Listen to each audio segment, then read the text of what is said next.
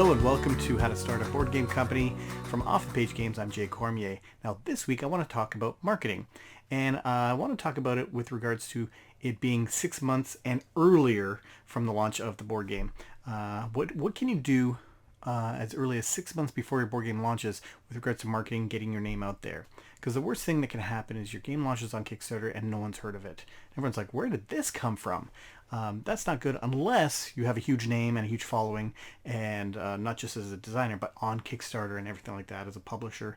But if you're just starting out, like I am, in the board game publishing world, you got to build up your brand and your name and get it out there. So what have I been doing? Let's go through that really quickly.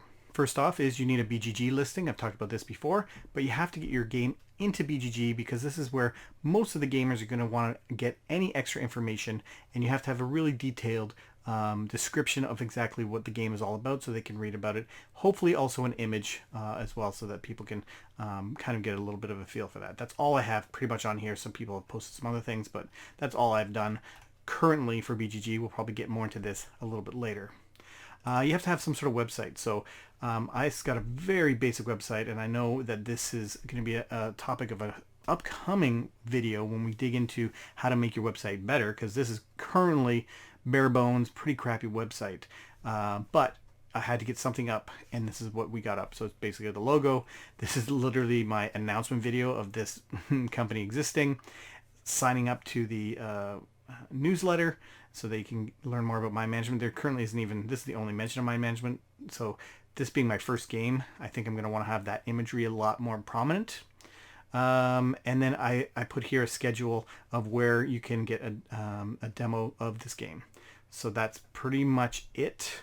I have. So obviously this is going to, I've just actually communicated this evening with my web designer about how I kind of want it laid out, what kind of tabs I want, and we'll go into that in detail once we start progressing along that. But that, you have to have some sort of web page because you need to start collecting emails.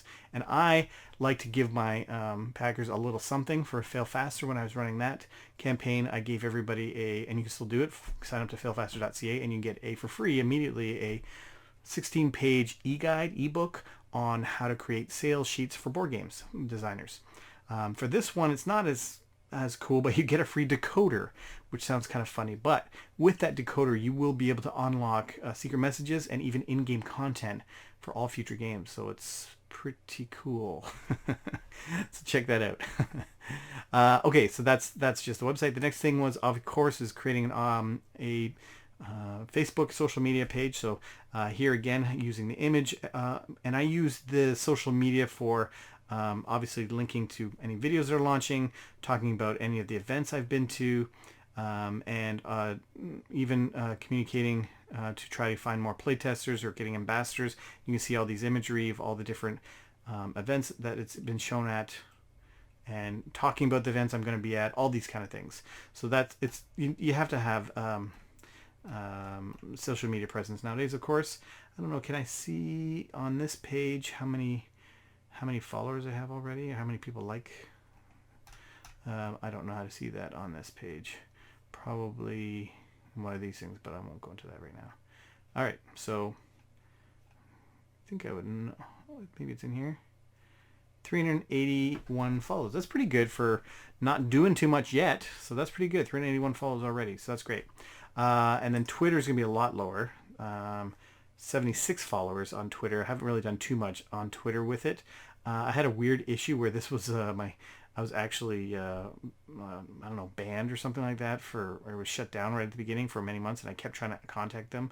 But why was it banned? But anyways, it's now not banned and ready to go. So I have to put more effort into my Twitter, but at least I have it so I can get going.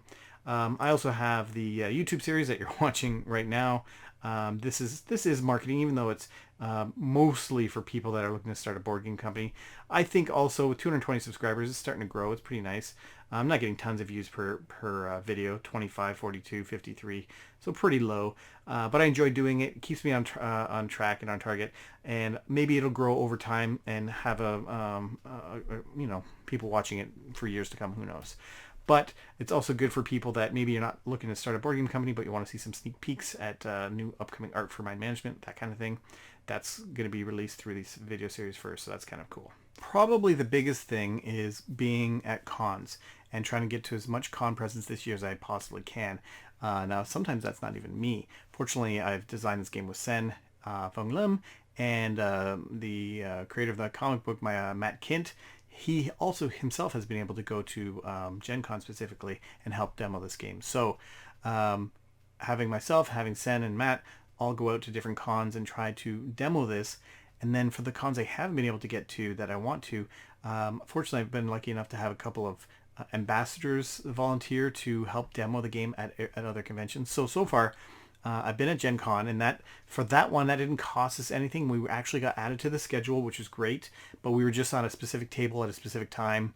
People had to pay $2 because you have to pay $2 to go to any event, but we were added. It was an official event, so that was great. Got one demo in. That was our first demo ever. We did then, Sen did Grand Con and did demos there, which was great. And Proto TO, he did demos there. Sen and I were at Fan Expo, and we had a full day and even a little bit more to demo it there at Fan Expo, which was fantastic.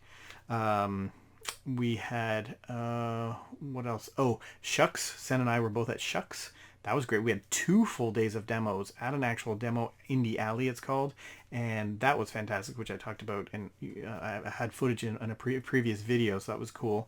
Lined up next, we have PAX Unplugged. We have an ambassador signed up to help us with that, which is fantastic. Thank you for that. And we're still looking to see if we can get an ambassador for BGGCon, because none of us are going to that, and we would love to have somebody demo that. So if you're interested in demoing that, I will mail you the best quality prototype that I can manage, so that you can have it, and then you get to keep it, and you get to demo it even just once at BGGCon. Would be amazing. So that's that.